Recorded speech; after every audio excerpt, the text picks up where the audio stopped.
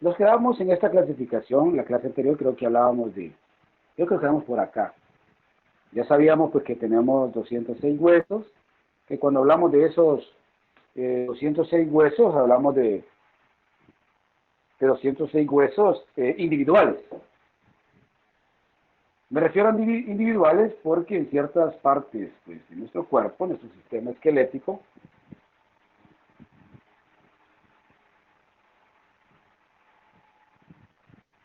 se me quiere quedar quieto eso. Bueno, disculpar.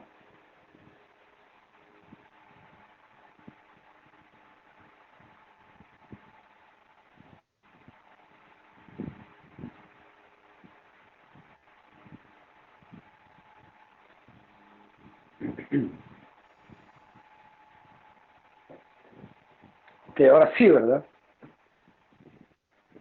Les decía, Sí, ahora es que en la clase anterior pues abordábamos esto. Y decíamos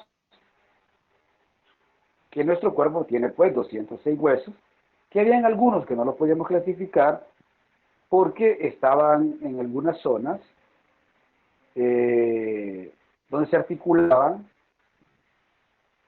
más que todo a nivel de la calota craneana, que llamamos los huesos suturales, que en algunas personas pueden ser más, en otras personas pueden ser menos, y por eso pues era que no se podía pues, hacer un conteo pues un conteo tan específico de eso, y mejor pues los tomábamos en cuenta como el conjunto de huesos suturales. Pero, a excepción de esos, sí podemos contabilizar individualmente ciertos de estos huesos que pertenecen tanto al esqueleto axial como al esqueleto apendicular. El esqueleto axial, de axis, o sea, de eje, del eje de nuestro cuerpo. Como cuando hablamos del eje longitudinal, pues nos referimos a ese eje. Esos huesos que están en este eje, vamos a decir que son los pertenecientes al esqueleto axial y que son 80 huesos. Luego tenemos la otra clasificación que corresponde a las apéndices de ese esqueleto axial, y es el esqueleto apendicular, haciendo referencia a las extremidades, tanto a las extremidades superiores como las extremidades inferiores. Y los tenemos pues acá. Creo que hablábamos en la clase anterior con ustedes de esta clasificación y decíamos pues que el cráneo en sí, o la cabeza, la podemos dividir en dos partes, los huesos del cráneo y los huesos de la cara. Los huesos del cráneo son 8 y los huesos de la cara son 14. Creo que hablábamos de eso, ¿verdad? Vamos a recordar. Menciónenme cuáles son los huesos del cráneo. Frontal, parietal. parietal, parece que era otro. Ajá, diga, diga. Temporal, Ajá, el ya no temporal. me acuerdo. ¿Alguien que le ayude a su Occipital. compañero? Ajá, el occipital.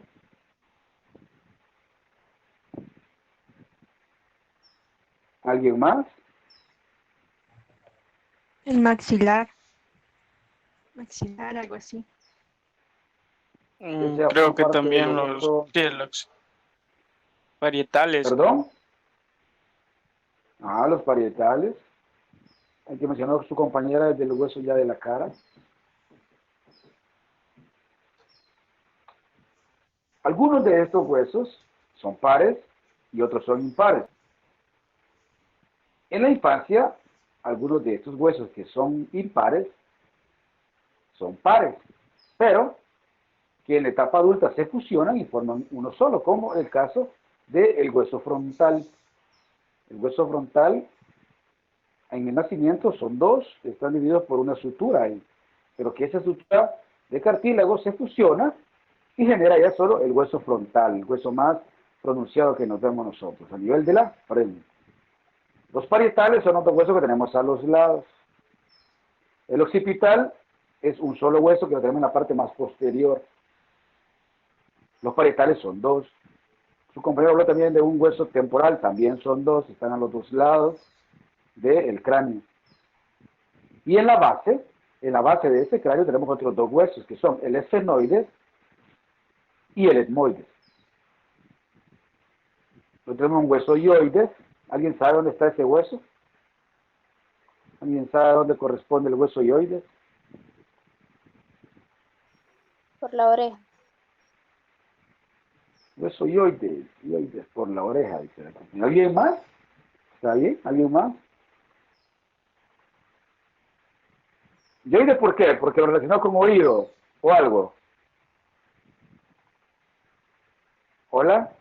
No, está algo cerca Ah, como del sentido, más o menos no lo voy a evitar. No sé. ok. Sí. Ujú. Sí, no hay ningún problema. ¿Alguien más sabe dónde está el hueso hioides?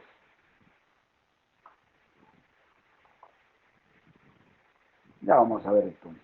Huesecillos auditivos, decíamos, ¿verdad? ¿Cuáles? ¿Cuáles son los huesecillos del oído?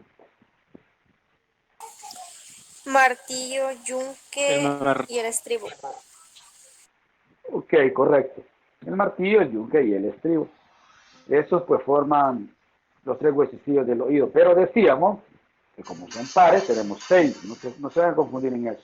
Como son pares tenemos seis. Hablamos también de la columna vertebral, que decíamos que por la fusión que se da del sacro y del coxis eran 26, pero que en la infancia o en la niñez podríamos tener 33 vértebras. 7 cervicales, 12 torácicas, 5 lumbares, 5 sacras y 4 coxígeas. Nos dan las 33. Pero ahí, como aparecen fusionadas ya en el adulto, son 26 vértebras. Luego tenemos el esternón, 1, costillas 12, a cada lado, 24. Y al sumar todo eso nos dan los 80 huesos del esqueleto axial, o sea, el eje, el que está en el centro, ahí lo pueden ver, el que está en amarillito son los huesos del esqueleto axial, y lo que está en celeste corresponde a los del esqueleto apendicular, y lo pueden ver en esta lámina, en rojo coloreado los del esqueleto apendicular. ¿Quiénes están acá? Yo les decía que muchas de las cinturas, tanto escapular como pélvica, aunque estén adheridos a nuestro esqueleto axial, forman parte del esqueleto apendicular. En el caso de la clavícula tenemos dos, también tenemos dos caderas a ambos lados por huesos fusionados. Después vamos a ver cuáles son esos huesos que se fusionan, pero que nos forman pues la cadera, y tenemos dos articulaciones a nivel de la cadera. Por eso aparecen esas dos escápulas igual. Tenemos dos escápulas u omóplatos que pertenecen al esqueleto apendicular, aunque parecieran que están dentro del esqueleto axial, pero no, se confunden en eso. Tenemos extremidades superiores y extremidades inferiores. Las extremidades superiores tenemos el húmero, dos, uno para cada lado, el cúbito igual, derecho, izquierdo, radio igual, derecho, izquierdo, y tenemos unos huesos a nivel del carpo, 8 en cada lado, forman 16 a nivel más o menos de la muñeca. Los metacarpianos son 10, porque son 5 de cada lado, a nivel de la palma de nuestras manos. Falanges, 28. O sea, 14 por cada lado, ya vamos a ver eso. Luego tenemos las extremidades inferiores, igual, tenemos dos fémur. Aquí hay participación de un hueso, no un hueso accesorio, tiene nombre propio, que son las rótulas. Tenemos dos, peroné y la tibia, también dos, tenemos derecha e izquierda. El tarso sería similar pues al carpo en las manos, ahí solo tenemos 14, 7 de cada lado.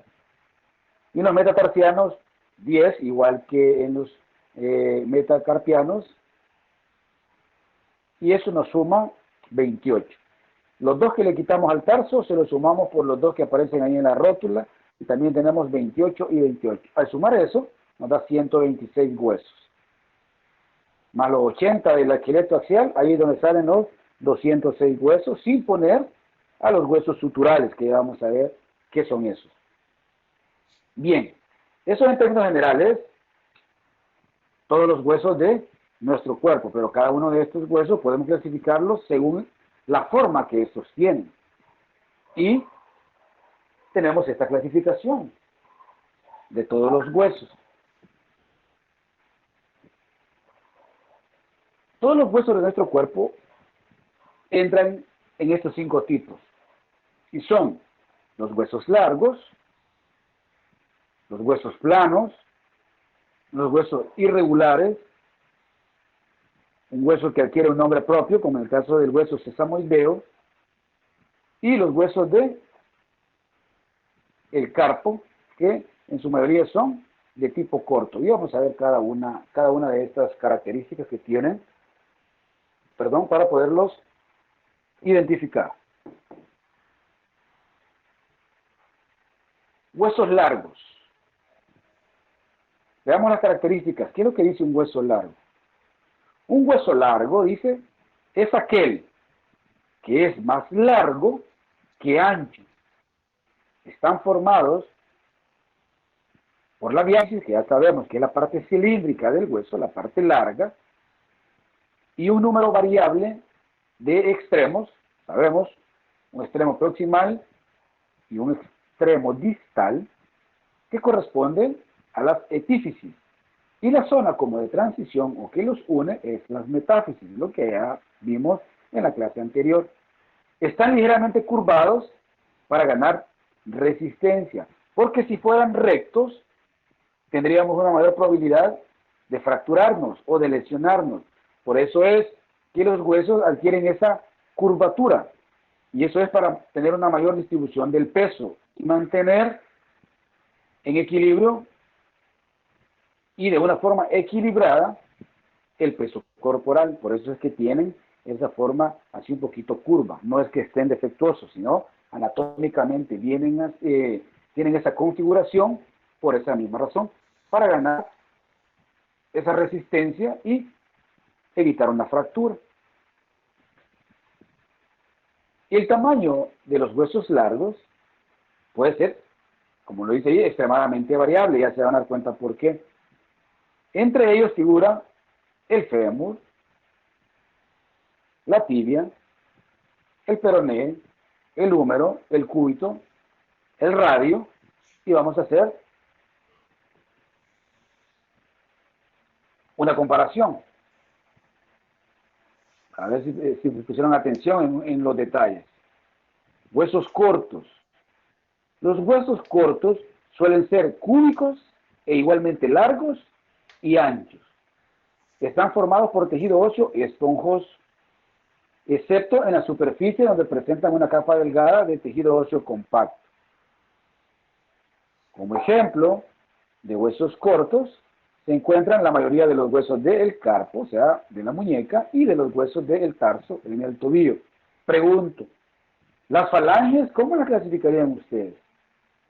¿Como un hueso largo o como un hueso corto?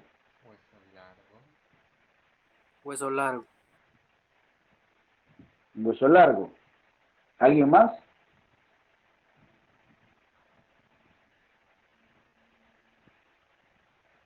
¿Alguien más que esté de acuerdo con su compañero? ¿Podría repetir Sí. la pregunta, por favor? Porque se ha cortado. Ya vimos a quién corresponden los huesos largos. Y ya vimos también cuál es la característica de un hueso corto. Entonces yo le pregunto, ¿las falanges son en la clasificación de los huesos largos o de los huesos cortos?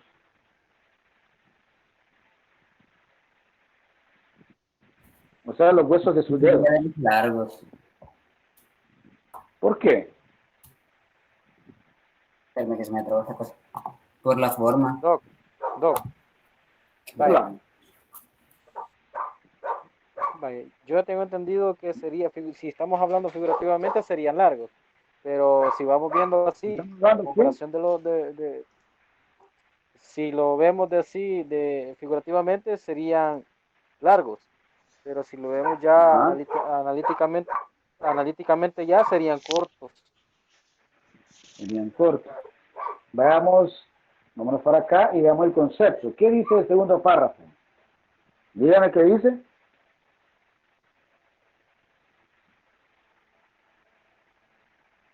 Ahí de los huesos largos, léame ahí los primeros dos renglones. El segundo Son párrafo. más largos que anchos. Ajá, va, eso es una, ¿verdad? Los huesos largos son más largos que anchos, pero el segundo párrafo.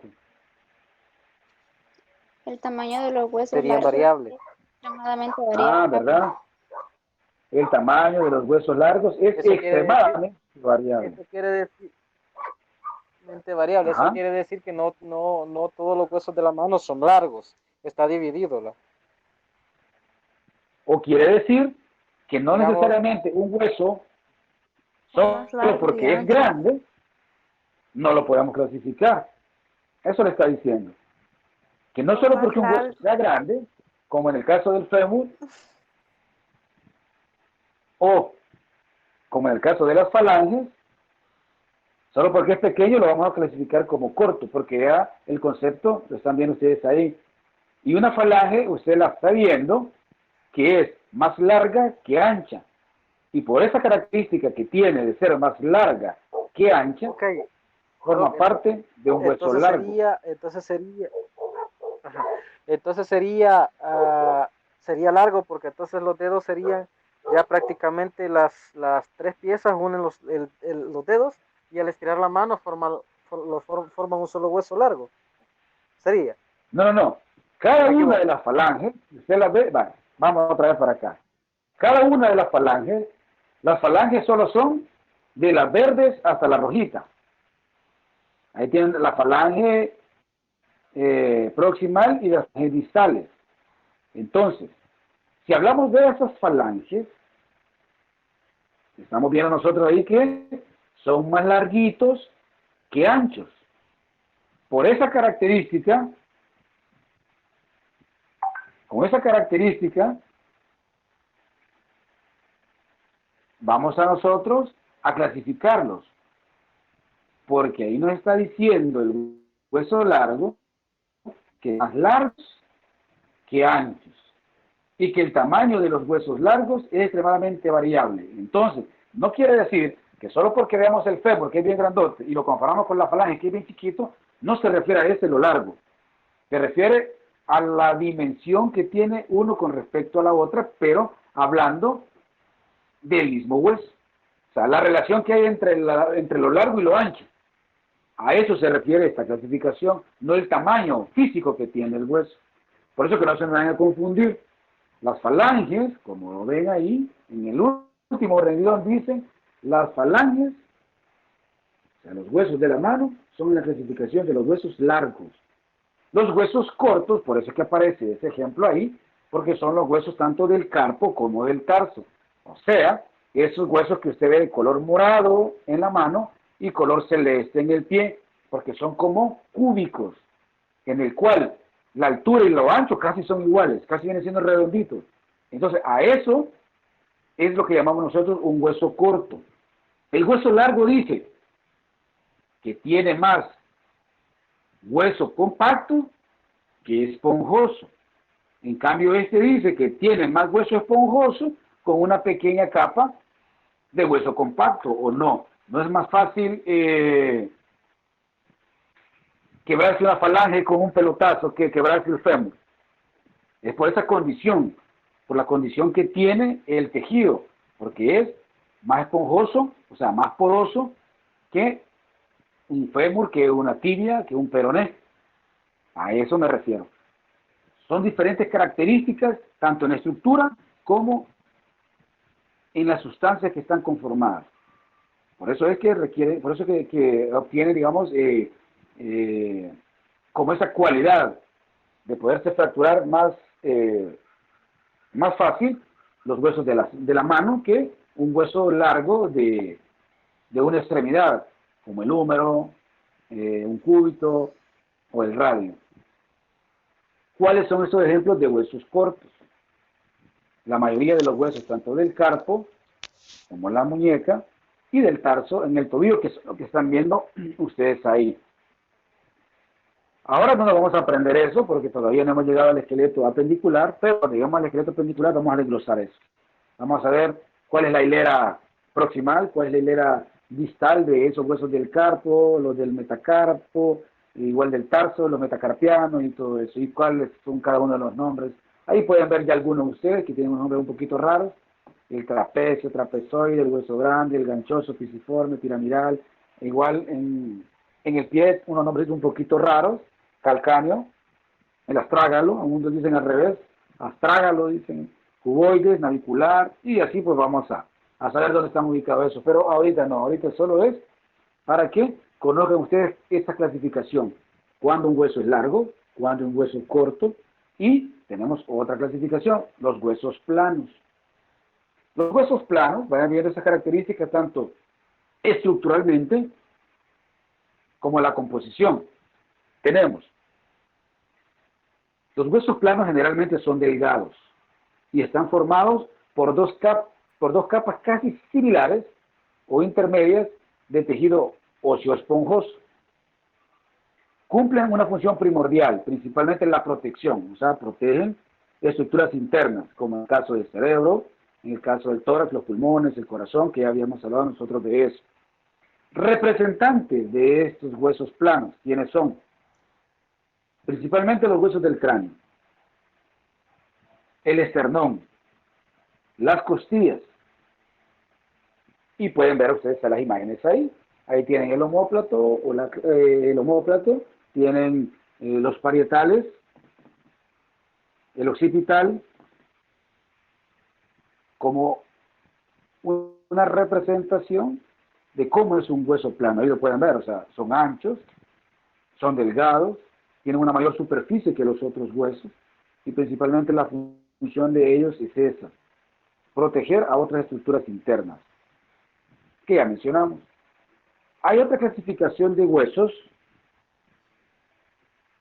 un poquito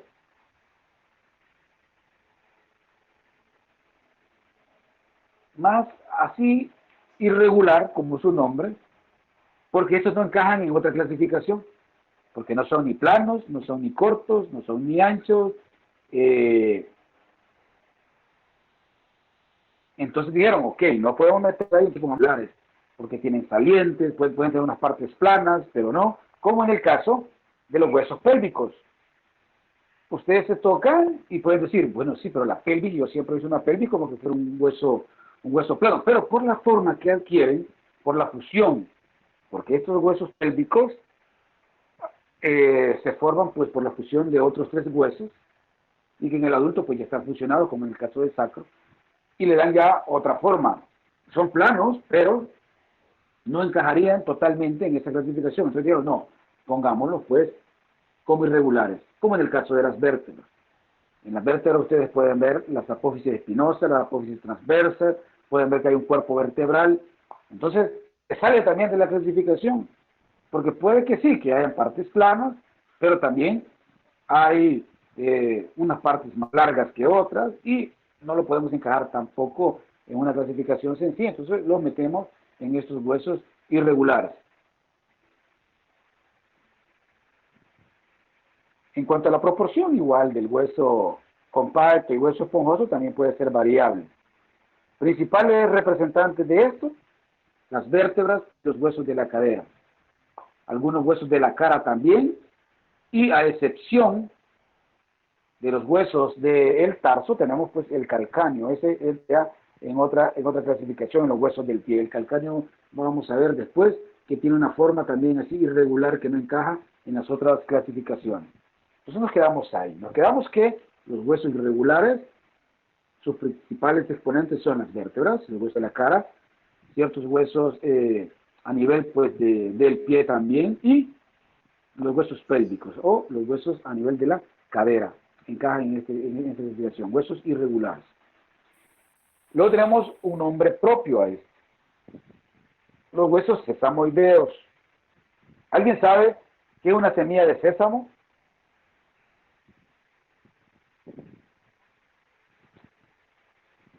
¿Alguien sabe qué es una semilla de sésamo? Son las que vienen en el pan de las hamburguesas. Ajá, correcto. Por eso es la forma que se le dio. ¿Y cómo se conoce esa semillita aquí? Ajonjolí. Ajá, correcto. Así la conocen acá. Como el ajonjolí. Es la misma semilla de sésamo. Y por esa forma que tiene la rótula, es que le pusieron así. Ah, eso parece una semilla de ajonjolí, pongámosle entonces, que es un hueso sesamoideo. Por eso adquirió esa. Porque no entra tampoco en ninguna clasificación. Porque tampoco es corto, ni es plano, ni es lo suficientemente largo para que entre en otra clasificación, y tampoco es irregular, porque tiene una superficie, como vemos, un poquito lisa. Entonces dijeron, no, entonces este entra en otra clasificación. Y la función, pues ahí la tienen ustedes, principalmente pues inserción pues, de los ligamentos y del tendón pues del cuádriceps. Esto lo que hace es que no se dé esa fricción como de hueso con hueso directamente de estos tendones, y entonces participa más que todo en eso a nivel pues de la rodilla. Luego tenemos otra, perdón, no había pasado yo la imagen, y es esto, es lo que estábamos describiendo ahí, la semilla de ajonjolí, es la parte central, la rótula. Por esa característica o esa forma de esa semilla, le pusieron pues un hueso sesamoideo, o sea, porque parece una semilla de sésamo. Tenemos la clasificación que les decía yo, que sería bien difícil contabilizar todos esos huesos suturales. O sea, sería bastante difícil estar clasificando cada uno de esos huesecillos, que ustedes pueden verlos ahí punteados por flechas. En la parte de arriba pueden ver que hay especies como de dientecitos, pero dentro de esos dientecitos hay una estructura un poquito más grande. Entonces, imagínense, no todos tenemos esa misma cantidad de huesos suturales. Entonces, para estar contabilizando cada uno de esos huesos suturales, quizás nos salieran más de 300 huesos. Entonces, no, lo que hicieron pues, formar parte pues de los huesos del cráneo y clasificarlos como suturas, como huesos suturales, que son huesos que en un momento hay cartílago ahí, pero que se fusionó, como en el caso de las vértebras sacras y las coxígeas, que se fusionan ya en la etapa adulta. Por eso es que no podemos hacer una clasificación así de estarlos, delimitando uno por uno, aunque sabemos que el concepto del número de huesos es individualizado, o sea, es cada uno de los huesos que tenemos, aunque en algunas estructuras nosotros sabemos que son pares, pero lo contamos de una manera individual, no contamos solo un solo lado, porque entonces sí nos saldrían pues mucho menos, ¿verdad? Quitaríamos la mitad de las extremidades, la mitad de las costillas, y así sucesivamente. Entonces no, los contamos de una forma individual, aunque estos sabemos nosotros que son pares. Y ahí pues es donde sacamos nosotros los 206 huesos. Luego podemos individualizar cada uno de estos huesos, los huesos del cráneo y los huesos de la cara. Tenemos los huesos del cráneo. En total, uniéndolos, toda la cabeza tiene 22 huesos, a excepción pues de los huesos del oído. Esos no los vamos a contabilizar nosotros como los huesos del cráneo, ya es otra clasificación, aunque pertenecen pues al esqueleto axial, pero no son parte directamente de los huesos del cráneo. De los huesos del cráneo los tenemos divididos en los huesos de la calota craneana y los huesos de la cara. Principalmente, ya sabemos, pues protegen el cerebro.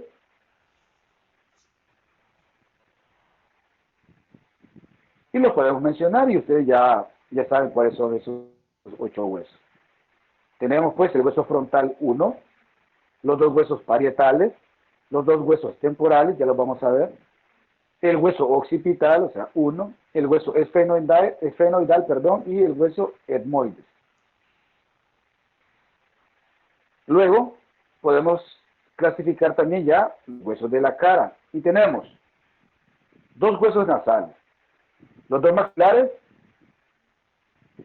superiores, porque tenemos un maxilar inferior, o la mandíbula que conocen ustedes, los 2 huesos cigomáticos, la mandíbula, como les decía, los dos huesos lagrimales, los dos palatinos, los dos cornetes y el vómer. Si se fijan, los de la cara son más pares que individuales, y en el cráneo pues tenemos quizás más individuales o casi igual, el mismo número de pares individuales. Aquí en la cara tenemos un montón de huesos pares que vamos a ver dónde están para saber topográficamente dónde los vamos a ubicar. Y aquí pues les presento algunos, porque no se ven, pero vamos a ver lo que podemos delimitar. El más grandote que ustedes ven ahí, el café, o no sé, en el celular se ve un poquito así como anaranjadito, es el hueso frontal. A los lados, en la parte un poquito lateral, se ve un hueso moradito, y esos son los parietales. En la lámina aquí de lado, podemos verlo mejor, en la imagen derecha, en esa posición lateral, ese moradito que se ve ahí es los parietales, uno para cada lado, divididos por la sutura sagital. Esa sutura que ven ustedes ahí, o esa división entre el morado y el café y el frontal, es lo que conocemos como la sutura coronal. Y de eso vienen los ejes.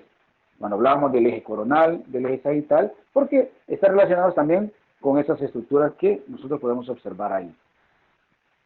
El cafecito de más abajo, ese que parece así como redondito y que tiene unas salientes, importante porque ahí está el meato auditivo externo, o sea, su conducto, donde se inicia su sistema auditivo, donde tiene las orejas.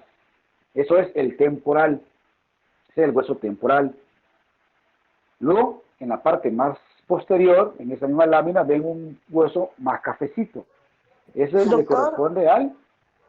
No se ve Hola, la no presentación. se me escucha. Digan. Hola, no se ve la No se ve. presentación. No. ¿A todos les está pasando lo mismo? No. No, yo sí Yo lo sí veo. lo veo, no. Sí, Yo sí lo veo. Yo sí la veo. No te veo. Sí se Sí, ve. quizás no la logra ver, porque sí la estoy proyectando. No sé si se logró solventar o no. No se representa. Yo sí la veo. Es que sí se ve muchas veces eso. Yo también. Yo también se A la mí veo. me pasó Yo hace también la veo. poco. Me pasó hace poco de que no la miraba, pero porque estaba viendo a otra persona, entonces pensaba que no se miraba, pero si revisan, quizás puede ser que eso le esté pasando. Yo tuve que volver a salir y ya la Ok, puedo ver. sí, a veces eso. Ok, perfecto. Sí, es que a veces creo que quizás se le desconecta el internet o no sé qué puede pasar y puede ocurrir eso. Pero pueden hacer eso, como ya está habilitado, no necesito estarlo aceptando. Cuando es una vez sí, pero ya después no, o sea, ingresa y no hay problema. Entonces les decía que ese hueso temporal es el que está así como más lateral en la parte inferior. Ese cafecito que se ve ahí entre el morado y el café más intenso. El café más intenso es el hueso occipital, viéndolo en esa vista lateral. Luego tenemos los huesos de la cara, pero que los vamos a ir viendo así específicamente uno a uno, para saber cómo están ubicados esos. El hueso frontal forma la frente, parte anterior del cráneo, las raíces de las órbitas, o sea, quiere decir que ingresa a las órbitas, y el mayor porcentaje de la región anterior del piso del cráneo. O sea, toda la parte anterior y el piso, o sea, que forma el piso, es dado por el hueso frontal. Como pueden ver ustedes ahí, en el borde superior sufre en ese borde un engrosamiento a nivel de las órbitas y forma lo que son los bordes supraorbitarios, ahí donde tenemos las cejas, ahí donde se ve ese reborde ahí un poquito más anchito, es lo que conocemos eso como el borde supraorbitario. Y supra, ya saben ustedes que va encima, o sea, encima de la órbita, a eso se refiere. Desde este borde, este se proyecta en dirección posterior para formar el techo de la órbita, o sea, forma el piso de la cavidad craneana, o sea, donde se asienta el cerebro, pero a la vez sirve del techo de la órbita. Eso tenemos que tener claro siempre, que hay huesos que pueden formar el piso de una estructura, pero que a la vez forman el techo de otra estructura que esté un poquito más inferior, como en el caso de lo que les está diciendo ahí. Que en el caso de la calota craneana, o sea, forma la base del cráneo en su parte más inferior, pero esa parte inferior que forma la base del cráneo, realmente está formando el techo de una estructura que está más inferior a eso, que es la órbita. Y ahí lo pueden apreciar ustedes, que el hueso frontal se extiende hasta el borde orbitario y se va hacia adentro para formar ese techo de la cavidad orbitaria que pueden ver ustedes ahí.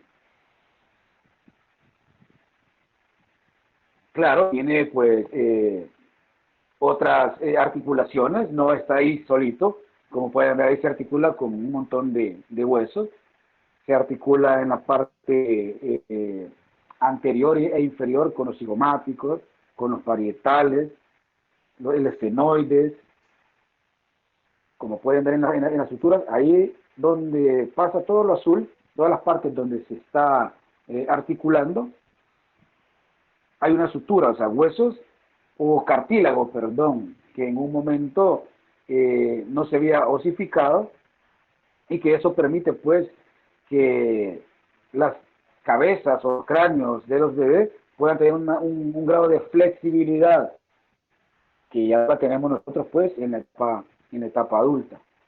Luego tenemos otro hueso importante que son los parietales, que están prácticamente cubriendo toda la parte superior de nuestro cráneo.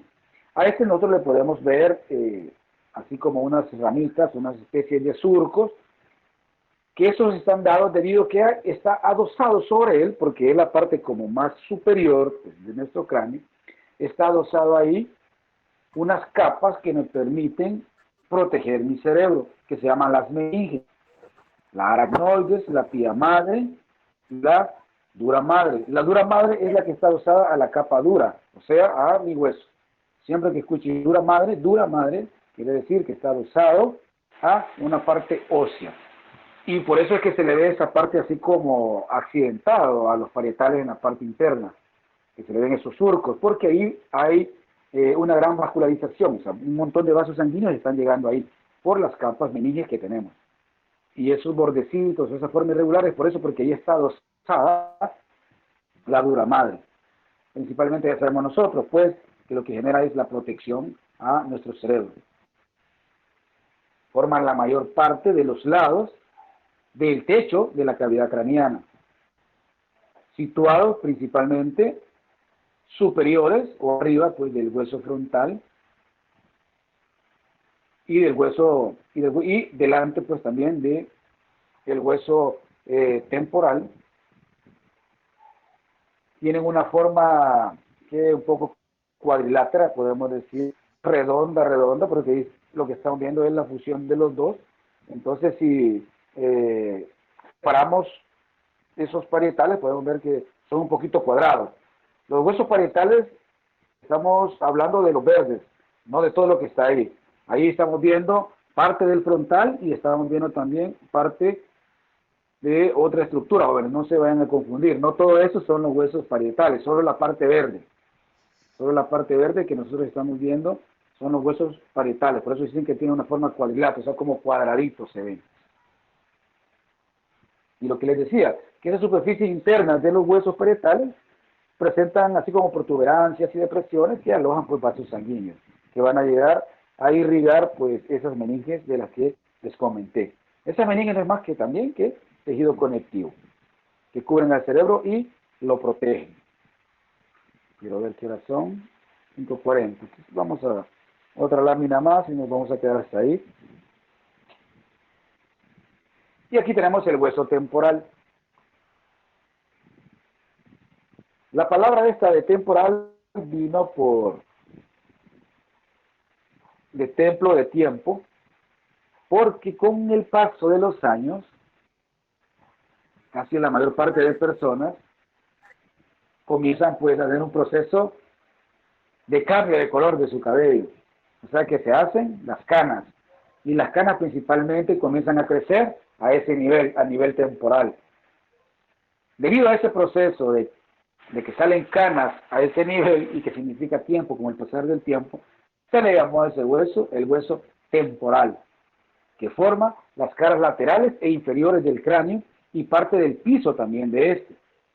Se articula con los parietales por arriba, con el occipital hacia atrás y con el esfenoides, que es el que está en el centro, en la parte de adelante, y también pues con el maxilar inferior en la parte como más abajo. Como ven, todos estos huesos están articulados y tienen esta característica importante que tiene el conducto auditivo externo, o sea, el inicio de su sistema auditivo. En la parte más externa, pues claro, usted tiene su oreja, pero el orificio que ve, si usted se me hizo, pues ahí estamos hablando, pues, que inicia en la oreja y que usted lo que hace es estarse metiendo, pues, el cerumen a ese nivel, a nivel, pues, del hueso temporal. Después vamos a ver otras características de estos huesos. Ahí podemos ver nosotros la apófisis cigomática, que se articula con otra saliente, y precisamente es lo que las señoritas muchas veces se maquillan para dar una apariencia de su cara un poco más alargada.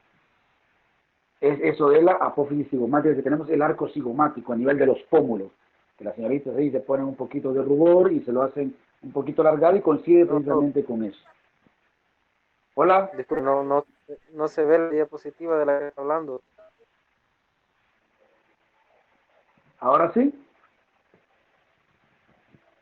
Sí, ahora sí. Ahí sí, Doc. Entonces está hablando de eso. Ahí hay una estructura que se llama apófisis cigomática, una saliente que hay ahí. También reconozcamos otra saliente que se llama apófisis estiloides. Ya va a ver por qué es importante eso. La apófisis estiloides es una zona de inserción de músculos y algunos ligamentos que sostienen a otras estructuras. Entonces, el hueso temporal tiene otras características, pero que para el momento no es, digamos, como nuestra competencia estar describiendo cada una de ellas. Lo importante es que ustedes sepan más o menos reconocer topográficamente dónde está ubicado, pues, ahí en el cráneo, el hueso temporal. Y, pues, algunas de las características les quedan ahí, pues, en la diapositiva para que ya, pues, tengan tiempo para leerla. Por eso es que no me detengo mucho en eso, porque no hay mucho, pues. O sea, sí hay mucho que decir de esto, podemos pasar hablando de todas las salientes que salen ahí, quién se inserta, quién se origina, pero no es de nuestra competencia saber eso en este momento. Tenemos otro hueso importante que es el hueso occipital, o sea, el de la parte más posterior. Como la estructura más importante de esto es el agujero magno, ese gran agujero que ven ustedes ahí. Ahí es como la zona de intercepción entre el bulbo raquídeo y la médula espinal. Por eso es que ese agujero, pues, es importantísimo. Más adelante vamos a ver, cuando veamos lo de las vértebras, qué es lo que puede pasar en accidentes en los cuales jugando o en broma, nosotros muchas veces empujamos a nuestros compañeros y hacemos que la cabeza haga una especie de látigo. Ya vamos a ver por qué no hay que hacer eso, porque podríamos generarle, pues, un problema grave a nivel nervioso a sus compañeros, porque pasan dos estructuras importantes que al ser seccionadas podemos tener un problema de cuadriplegia. Entonces, eso lo vamos a ver un poquito más adelante. Pues el hueso occipital es, como les dije, la parte más posterior, mayor porcentaje de la base del cráneo, o sea, un gran porcentaje lo conocemos nosotros como, antes de llegar a la nuca, o sea, todo eso se va plegado, por eso dice que es la parte como más grande de la base, pues, del cráneo. El foramen magno se encuentra en la parte inferior, eso que están viendo ahí. El bulbo raquídeo se conecta con la médula espinal dentro de este foramen. Pasan ahí también vasos sanguíneos de las arterias vertebrales y espinales. Atraviesa junto a estos el nervio accesorio, el onceavo par craneal. Cuando veamos el sistema nervioso vamos a darnos gusto con esos pares craneales. La protuberancia occipital externa, en esta zona que usted se puede palpar en la parte de atrás, ese saliente, cuando usted dice, me duele la cabeza, y se soba la parte más posterior, usted está tocando eso, la protuberancia occipital externa. Es la proyección media más prominente de la superficie del hueso y se encuentra justo por encima del foramen magnum. Esa estructura pues es palpable en la región posterior de la cabeza, justo por encima del cuello. Esa saliente que usted tiene ahí. Entonces eso es el hueso occipital. Nos vamos a quedar hasta aquí, jóvenes.